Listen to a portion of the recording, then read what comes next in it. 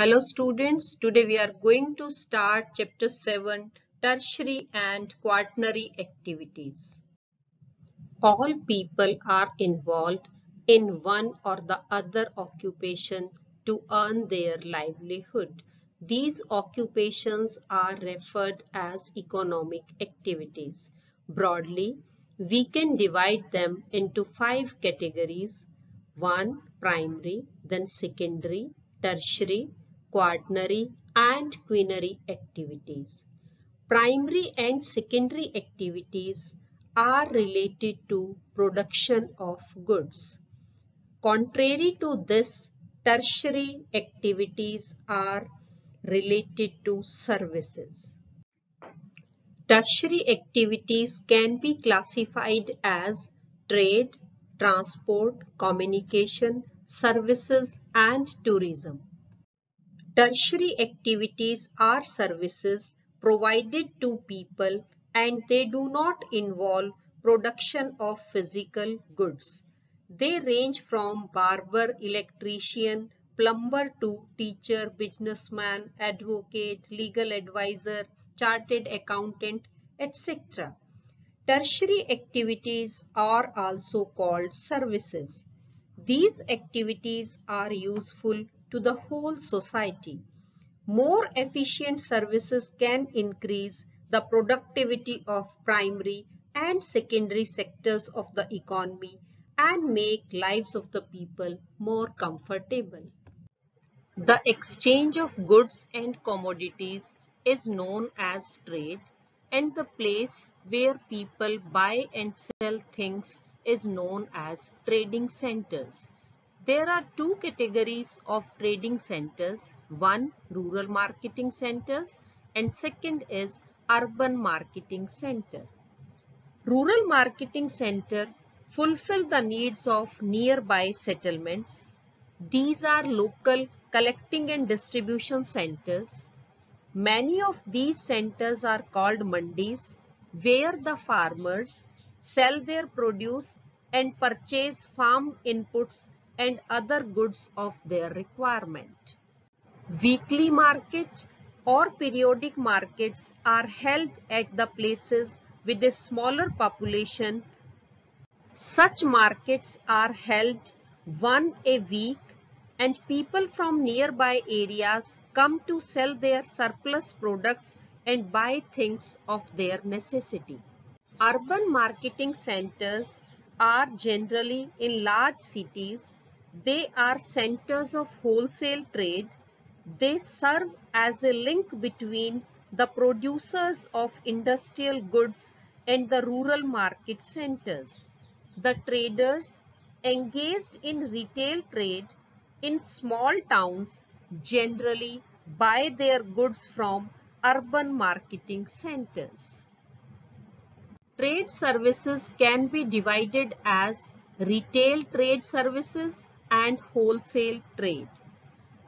In this commercial activity, goods are directly sold to consumer. Retail trade is of two types. First, permanent retail shop. Most of retail trade take place in a permanent retail shop. Second is vendor or internet. In this, things reach to the customer in many ways. Vendors use animal-driven cars, trucks, etc. to carry their goods to consumers. In developed countries, people purchase things from automatic vending machines and some people buy things online through internet. Wholesale trade. Under this type of trade, things are sold in bulk. Traders selling goods in wholesale do not sell to the consumer directly but to the retailers. There are different types of stores. 1. Consumer cooperative stores, departmental stores, and chain stores. Transport and communication services. Transport makes the movement of goods or people from one place to another place. Such movements takes place through roads, railways, waterways, and airways. Transport services are provided under organized sector as well as unorganized sector. Distance in transport can be measured in different ways. The traditional way of measuring the distance is in terms of mile or kilometer. It is also called the physical or real distance. Second is time distance. The time taken to cover the distance between 2 points is called time distance. Third is coast distance. The cost of covering the distance between 2 points is called coast distance. If the fare between Delhi and Meerut is rupees 50, then Meerut is rupees 50 away from Delhi. These are the three ways to measure distance. There are few factors which affect the transportation service.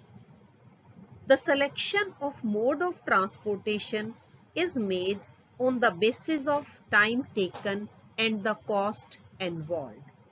First factor is population.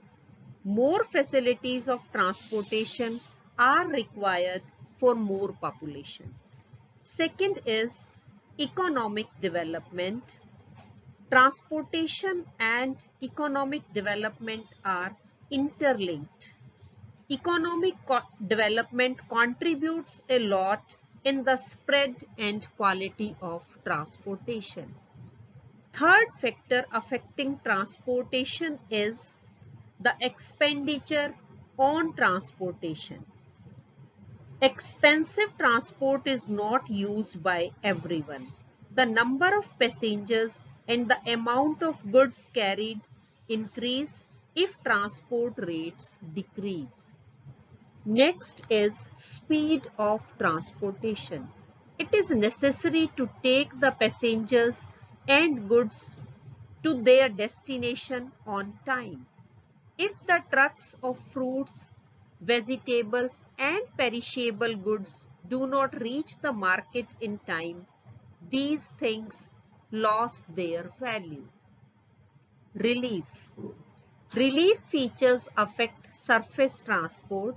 The cost of road and railway construction increases in mountainous and plateau regions. Plain areas have good network of transport. Communication. Sending of words, messages, facts and thoughts from a person or a place to another person or place is called communication. In the beginning, the messages were sent either orally or in writing. So transportation was necessary for communication. At that time, communication and transportation were synonyms. Messages were carried by people, animal through means of transport. The efficiency of transport system affected communication.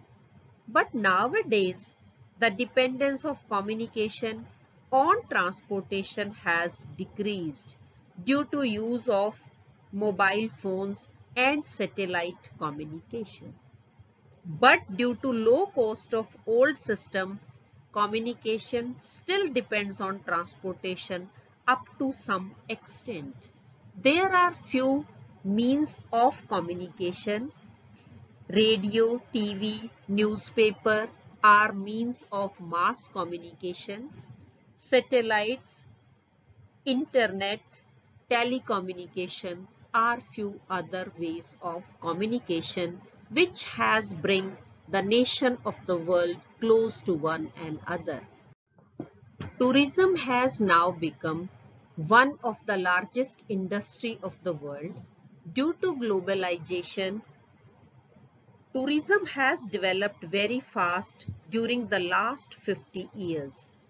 Tourism provides employment to 250 million people directly and 1 million are employed indirectly in hotels, restaurants, transportation, etc.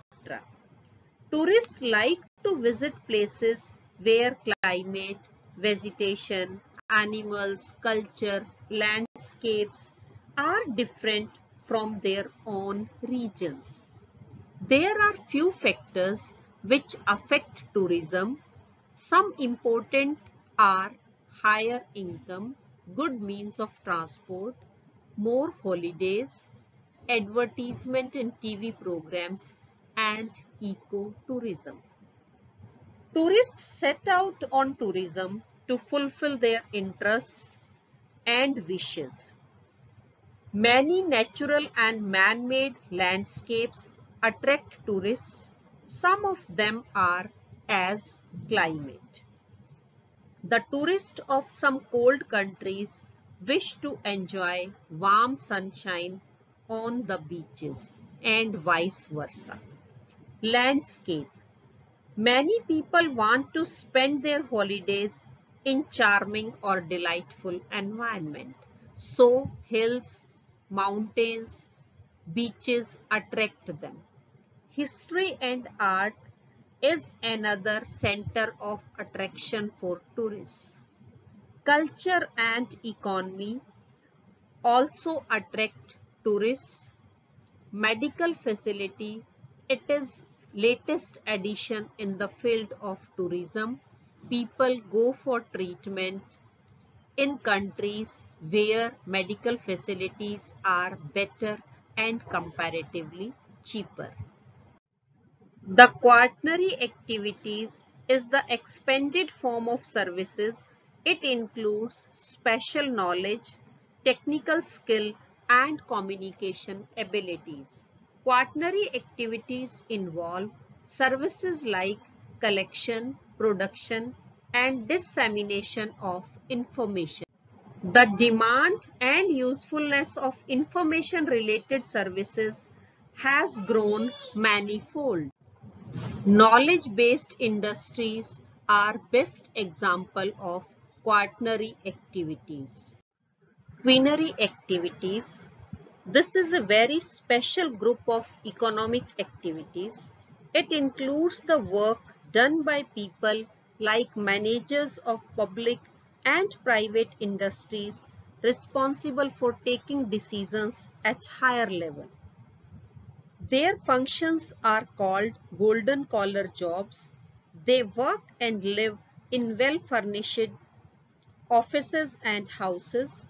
Quinary activities are those in which new thoughts are conceived and old thoughts are rearranged.